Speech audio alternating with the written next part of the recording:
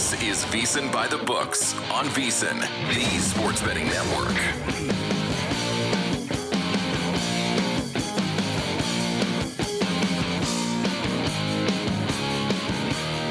Top of the hour, it is VSiN by the Books. This show is sponsored by Upside. You can download the free Upside app, earn real cash back every time you fill up at the pump. Just use that promo code BOOKS, title of this show.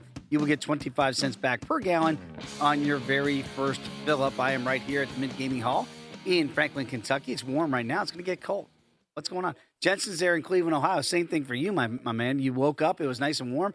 Already getting cold there in Cleveland, Ohio. I wonder if that will affect some of these opening days around Major League Baseball. And not so much the three we'll talk about here specifically, because one of those was north of the border in a dome down south. That should be just fine for the Marlins as they get it underway against the Rockies. But the Braves also against the Royals. But in general, Jensen, about the weather, how much will you be looking into that, especially with totals, when you start playing East Coast baseball this time of the year? It just kind of depends. In early, you've got different start times, you got different starting pitchers, you got different teams coming in, maybe their first road trips of the year. So it's a little wonky. Just got to take it day by day. We'll look at the data and the matchups, and when lineups are posted, that's always another big part too. Once we get into it, day games after night games, platoon advantages, things of that nature. So that's why you stay tuned to the Daily Diamond every single day.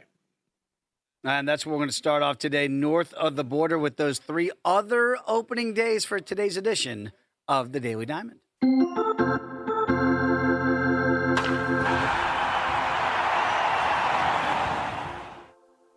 I still don't believe we're not talking about the reigning defending World Series champion Toronto Blue Jays. Instead, it was a bittersweet pill to swallow at the Rogers Center north of the border as they come oh so close to winning that Game 7 at home. Couldn't get it done, and now it's the first time we've seen them now in a real game since then. Taking on the Athletics, a vagabond team with no name right now. Sacramento, technically, this year. They're going to Vegas here, kids, pretty soon. Big Sev, Luis Severino is going to be in the bump here against Kevin Gausman of the Blue Jays.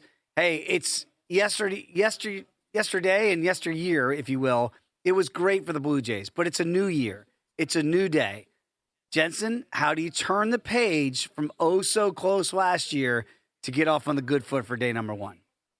Yeah, you look at the additions here for the Toronto Blue Jays, and life without Bo Bichette begins in earnest tonight. And we'll see at Rogers Center where they'll probably hoist the American League pennant banner, and then we'll get that first pitch from Kevin Gausman tonight. The big additions, as we talked about, if wherever you get your podcasts, like and subscribe to the Daily Diamond. When we did our Blue Jays preview, a lot of their offseason was the splash move to get Dylan Cease to team with Gausman atop the rotation. They have had a myriad of rotation injuries already, to Shane Bieber, to Trey Savage, to Jose Barrios. So you have 3 of the 5 guys they were planning right out of the chute, or at least in contention, along with Cody Ponce, who they brought in from the KBO as a free agent. They're going to have to already use their depth on the rotation side. Can the offense assuage some of that angst by taking advantage and putting up some runs? I think tonight, as you look at their season opener and their home opener against the Athletics, I do like the under 8.5 here. And you've got a guy in Gausman who has just been outstanding when he has towed the rubber there north of the border. The Blue Jays love playing behind him there at Rogers Center. Also anxious with Luis Severino and this Athletics offense, who you and I are very high on. It's going to be one of the more potent ones, I think. So is there some value on the Athletics on the money line to maybe pull the upset here? I think there might be. Conservatively, though, Dave, I know it's minus $1.39, minus $1.40 in some spots. You might even take a little gander more so if you want to play this game conservatively. You could take the Athletics on the run line, and I still think it could be a lower scoring game. 4-3 gets you home. That's going to be one that gets you both the under and the run line. So that would be an official play for me. Under 8.5, I would lean the Athletics plus 1.5. And if you want to get aggressive, maybe a stab at the Athletics on the money line. I am very high in the Fighting Fish down there in South Beach. It's one of my favorite plays, over 72.5 wins this year. I did not see that they get steamed almost $2 here on Sandy Day in opening day, taking on Cal Freeland and the Colorado Rockies. I mean, I get it. It should be a big pitching advantage here with Alcantara on the bump here, but should they be $2 betting favorites against anybody? And that does include, obviously, the Colorado Rockies. This might be the spot, Dave, that if you're going to have the Marlins at home on Sandy Day, if he continues the momentum that he had to finish last season, he can overwhelm this Rockies lineup. Now, is the Rockies lineup a little bit better? Yes, it is, but it's still the Colorado Rockies. This total, for what it's worth, Dave, opened at 8.5. It has been absolutely steamed down to 7.5. I do see an 8 still available at Bet Rivers. And something to put out for educational purposes here, Dave. We talk a lot about alternate run lines, and it's a different way to play the money line. We make the analogy, it's like a draw, no bet in soccer. If you win by one, so again, in this instance, you would take the Marlins -1. That'd be your alternate run line. If they win by one, you get your money back. They win by 2, you're great.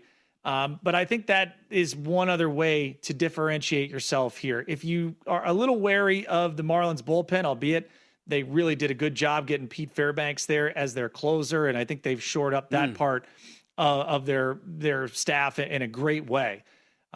This would still be a Marlins side that I would look to in today's game. I think you can look at being aggressive on the run line at -1.5, but if you want to be conservative, I would say the alternate run line at -1. That right now, Dave, on DraftKings for the Marlins here, I'll bring it up here in just a moment, is still a little bit better differentiation than where you are on the money line. So for comparative purposes, on DraftKings, the money line -$1.99 for the Marlins.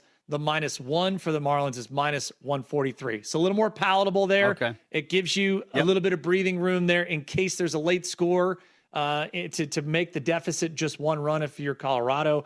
So that's where I would go. I know we had a boatload of overs yesterday.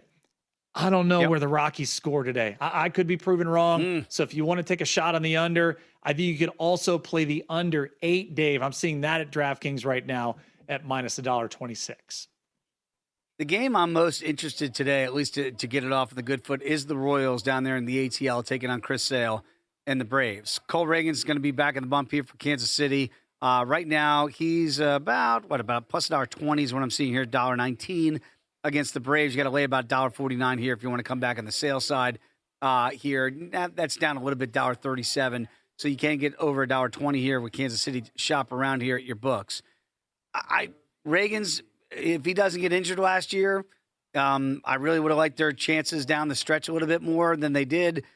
Is he fully healthy? And again, Chris Sale's got to be the ace. He can be the ace, but it's almost at a necessity now with all the other injuries to that starting rotation. I agree. I would say that the under is would be a primary play here, just knowing the pedigree, as you mentioned, of both those left-handed aces.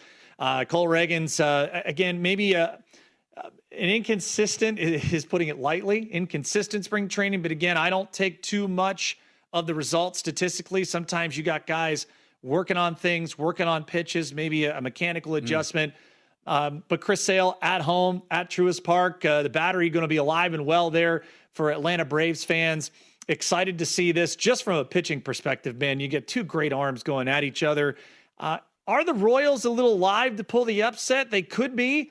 I'm going to wait to see kind of where some of the money comes in this afternoon, and also what kind of lineups do we have? A very right-handed heavy lineup for the Braves going against the Royals. Remember, a lot of the power bats there. You're looking at Ronald Acuna Jr. from the right side, but the Braves and Austin Riley, I should say as well. But you're also looking at Matt Olson from the left side, Drake Baldwin, who is going to hit the 2 spot from the left side, Mike Yastrzemski, who had a great spring training coming over from the Royals, ironically, to be with the Atlanta Braves. So I'm anxious to see the lineup that Walt Weiss, first-year manager for the Braves, throws out there. But also, I mean, you're looking at a very potent Royals top third, heck, even into the middle, man. The way that Jack Caglione and Vinny Pasquantino swung the bat for Team Italy in the World Baseball Classic, Dave, a lot to like with Maikel Garcia, Bobby Witt Jr., the Pasquatch, Salvador Perez, the Camus of catchers, and Jack Kaggs. It's going to be a vaunted top 5, I think, for a lot of games here. Also keep your eye on, we were talking about it earlier in the show, Rookie of the Year voting. If you've not gotten in and you want a little piece It's got to be a great name when it's Carter Jensen.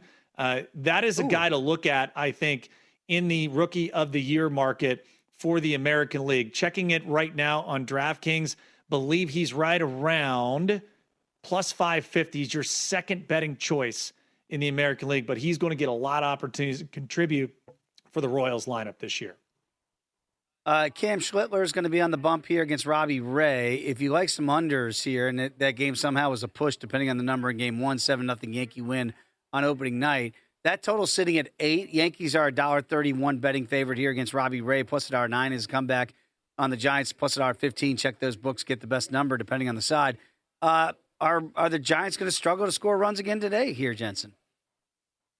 This is a fascinating development here in just the last couple of hours, Dave. This opened at 8. It got bet down to 7.5. And just within basically the last 2 to 3 hours, it got bet back up to 8. So don't have lineups just yet, but you're looking at the matchup here with Cam Schlittler and Robbie Ray. Again, if the command is there for both guys, great. But they've had their instances in which it's alleviated them. So you would imagine a little sense of urgency from the Giants after getting skunked on opening day.